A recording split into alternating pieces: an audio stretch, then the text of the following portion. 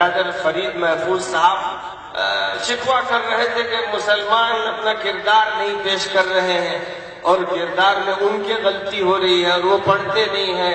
ملالہ نے پڑھنے کی دعوت دی تو اسے مار دیا گیا. یہ سب جھوٹا پروپیگنڈا ہے، یہ جھوٹا پروپیگنڈا ہے، اس کی کوئی حقیقت نہیں ہے. ملالہ ایک یہودی خاتون، ملالہ کو پالا گیا مسلمانوں کو بدنام کرنے کے لیے. اور روزانہ اخبار کا جو رویہ ہے کہ 5-5 لاکھ انسانوں کے اصلاحی اور اخلاق کی تعمیر کے جلسے کیے جائیں تو اخبار والوں کے پاس ان کے لیے جگہ نہیں ہے، کالم نہیں. اور ایک ننگی عورت کھڑی ہو جائے تو سارے اخبار والوں کے لیے اس سے بہتر کوئی ایکٹریس نہیں ہے، ہیرو نہیں.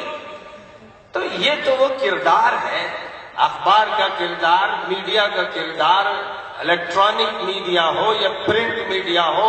ظاہر ہے کہ یہ میڈیا بگڑا ہوا، اس میڈیا کی سرپرستی کرنے والے مالدار بگڑے ہوئے، جن کی آنکھوں پر پٹیاں بندھی ہوئی ہیں، متعصب قسم کے لوگ، تنگ نظر قسم کے لوگ، جو جس خبر کو چاہیں پیش کروائیں، جس کو خبر کو چاہیں رکوا دیں. جو خبریں دیتے نہیں ہیں، خبریں گڑھتے ہیں، بناتے ہیں، تراشتے ہیں.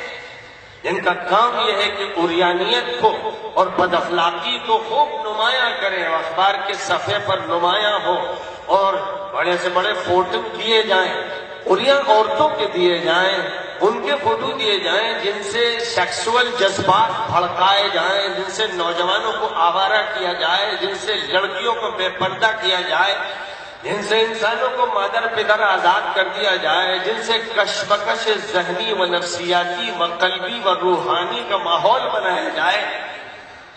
ایک زبردست سازش ہے قوم کے خلاف، ملک کے خلاف، ملت کے خلاف، انسانیت کے خلاف. اور اس سازش کے مجرمین میں صف اول میں امریکہ ہے، روس ہے، یورپین کنٹریز ہیں.